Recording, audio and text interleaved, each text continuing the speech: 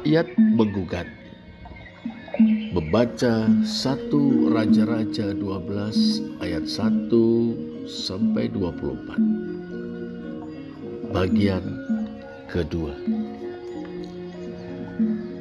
Pangeran Rehabeam telah hadir dalam sidang Majelis Rakyat Israel yang digelar di kota keramat Sikhem.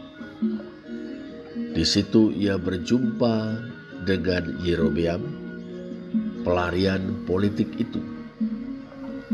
Sekarang, politisi yang berasal dari suku Efraim itu hadir di Sikhem sebagai juru bicara majelis. Termasyur karena keberaniannya melawan Baginda Salomo.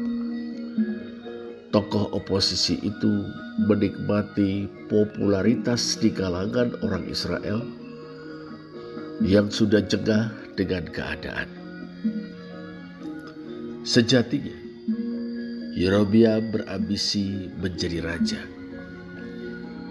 Bukankah Nabi Ahia sudah meramalkan bahwa ia akan menjadi raja? Akan tetapi dari pembacaannya atas perkembangan situasi, Yerobeam tahu bahwa rakyat Israel masih memberi kesempatan kepada dinasti Daud untuk berkuasa. Mereka hanya menginginkan perbaikan, reformasi, tidak lebih dari itu. Oleh sebab itu, Yerobeam merasa harus menyesuaikan diri. Ketika majelis rakyat menunjuknya untuk menjadi juru bicara mereka, ia memutuskan untuk berselancar di atas ombak gelombang perkembangan situasi. Ia akan memanfaatkan dinamika politik yang mempertemukan aspirasi rakyat dan sikap politik rezim seoptimal mungkin untuk mencapai tujuannya sendiri. Sidang majelis rakyat telah dibuka. Mewakili rakyat, Yerobeam berkata tandas kepada Pangeran Rehabeam, "Ayahmu telah memberatkan tanggungan kami." Pernyataan awal itu bernilai sangat strategis. Pertama, pernyataan itu mengekspresikan apa yang dirasakan rakyat selama 40 tahun pemerintahan Salomo, ayah Rehabeam. Kedua, pernyataan itu memuat penilaian rakyat terhadap pemerintahan raja yang tersohor bijak, kaya raya, dan sangat berkuasa itu. Lebih jauh, pernyataan itu mengirimkan sinyal kepada Rehabeam bahwa rakyat tidak ingin lebih lama lagi hidup di bawah pemerintahan yang berwatak Salomonian. Pangeran Rehabeam memakluminya. Sebagai orang yang terhisap dalam kalangan yang paling diuntungkan oleh kebijakan-kebijakan Salomo, Rehabeam tahu persis macam mana pemerintahan ayahnya. Raja Salomo telah membagi wilayah orang Israel ke dalam 12 provinsi. 1 Raja-Raja 4 ayat 7 sampai 19. Pembagian itu dengan sengaja menabrak dan memecah belah wilayah suku-suku. Sebuah strategi divide et impera. Pecah belah dan kuasailah. Penunjukan gubernur atas provinsi-provinsi itu beraroma nepotisme. 2 di antara mereka, yakni Ben Abinadab dan Ahimaas, adalah menantu-menantu Salomo. Dengan perkataan lain, mereka adalah saudara-saudara ipar Rehabeam. Ada dua orang bernama sama, Baada. Mereka juga bukan orang lain bagi Salomo. Yang satu Baada putra Ahilud, ia adik Yosafat, bendahara negara sejak zaman Raja Daud. Perhatikan 2 Samuel 20 ayat 4 dan 2 Raja-Raja 4 ayat 3. Yang lain, Baada putra Husai, penasihat politik dan militer mendiang Raja Daud. Lihat 2 Samuel 15 sampai 17. Tujuan pembentukan provinsi-provinsi tersebut adalah untuk membiayai kehidupan yang mewah di lingkungan istana Salomo. Perhatikan 1 Raja-Raja 4 ayat 22 sampai 28. Setiap bulan secara bergilir setiap provinsi wajib memasok istana dengan bahan pangan berkualitas tinggi dalam jumlah besar. Setiap gubernur harus memastikan itu. Sudah barang tentu rakyatlah yang memikul beban tersebut. Rakyatlah yang sesungguhnya memberi makan kepada Salomo dan para pejabat beserta keluarga mereka, bahkan menopang kemewahan hidup raja yang konon super bijaksana itu. Dulu, saat orang Israel bersikeras ingin mengangkat raja, Hakim Agung berjiwa nabi Samuel pernah mewanti-wanti dengan sangat. Ia mengatakan bahwa raja akan menjadikan mereka kepala pasukan 1000, kepala pasukan 50. Mereka akan membajak ladangnya dan mengerjakan penuaian baginya. Senjata-senjatanya dan perkakas keretanya akan dibuat mereka. Selanjutnya dari ladangmu, kebun anggurmu dan kebun zaitunmu akan diambilnya yang paling baik dan akan diberikannya kepada pegawai-pegawainya. Dari gandummu dan hasil kebun anggurmu akan diambilnya 1/10 dan akan diberikannya kepada pegawai-pegawai istananya dan kepada pegawai-pegawainya yang lain. Dari kambing dombamu akan diambilnya 1/10 dan kamu sendiri akan menjadi budaknya. Perhatikanlah 1 Samuel 12 ayat 14 sampai 15 dan 17. Di zaman Salomo, peringatan itu ibarat ramalan yang menjadi kenyataan yang sepahit-pahitnya bagi orang Israel.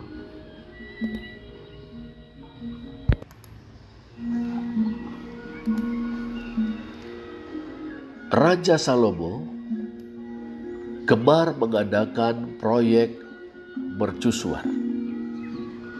Yang paling terkenal Bait Suci dan keraton atau istana hutan Libanon. Dua-duanya di Yerusalem, ibu kota negara. Butuh waktu 20 tahun untuk menyelesaikannya. Sudah barang tentu kedua proyek tersebut berbiaya super mahal. Rakyat Israel harus membayar mahal. Ratusan ribu orang baik dari antara orang Israel asli maupun dari kalangan dalam tanda petik kafir yang telah ditaklukkan oleh mendiang Raja Daud dikerahkan sebagai tenaga kerja paksa. 1 Raja-Raja 5 ayat 13 sampai 18, 9 ayat 20 dan 21. Selain eksploitatif, pengerahan tenaga kerja paksa yang masif ini telah mengakibatkan terbengkelainya lahan-lahan pertanian milik rakyat. Bahaya kelaparan senantiasa membayang-bayangi mereka. Proyek-proyek mercusuar itu membutuhkan kayu berkualitas tinggi dalam jumlah yang sangat besar. Padahal Israel tidak memilikinya. Karena itu Salomo harus mengimpornya. Dengan dalam tanda petik kecerdikan diplomatik, Salomo mengadakan barter dengan Hiram Raja Tirus. Hiram bersedia mengirimkan kayu-kayu aras Libanon, sedangkan Salomo memberinya gandum terbaik dan minyak berkualitas tinggi dalam jumlah yang sangat besar tentunya. 1 Raja-Raja 5 ayat 11. Beban itu pun dipikulkan kepada rakyat. Mereka dikerahkan untuk memproduksi gandum terbaik dan minyak berkualitas tinggi secara besar-besaran. Salomo juga mengerahkan tenaga kerja paksa 1 Raja-Raja 9 ayat 15 untuk membangun Milo, yakni kubu pertahanan di sisi utara Yerusalem, dan untuk membangun tembok Yerusalem, memperkuat Hazor, kota berkubu di ujung utara kerajaan, Megido, kota berkubu di perbatasan wilayah suku Isakar dan suku Manasye, dan Gezer, kota berkubu di ujung barat daya kerajaan. Tak kalah penting, Salomo juga mengerahkan tenaga kerja paksa untuk bekerja di Bet Horon Hilir, di wilayah tradisional suku Efraim, di Baalat, wilayah tradisional suku Dan, serta Tabar atau Tidmor di wilayah suku Yehuda. Di semua kota perbekalan atau Arei, Hamiskenot, bahkan di mana saja Salomo ingin mendirikan sesuatu di Yerusalem, atau di gunung Libanon, atau di segenap negeri kekuasaannya.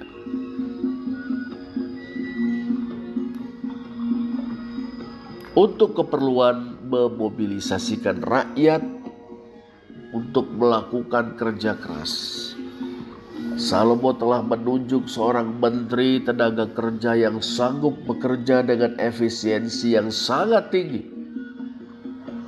Orang itu adalah Adoniram bin Abda, 1 Raja-Raja 4 ayat 6. Adoniram seorang raja tega, kejam tiada tara. Raja menyukainya, tetapi rakyat sangat membencinya.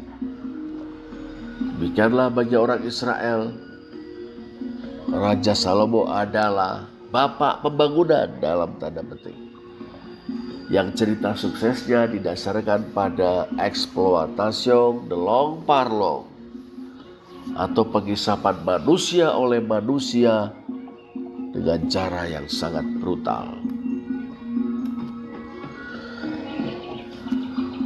Kebijakan Salomo meniru Firaun, raja Mesir, bisa dimengerti.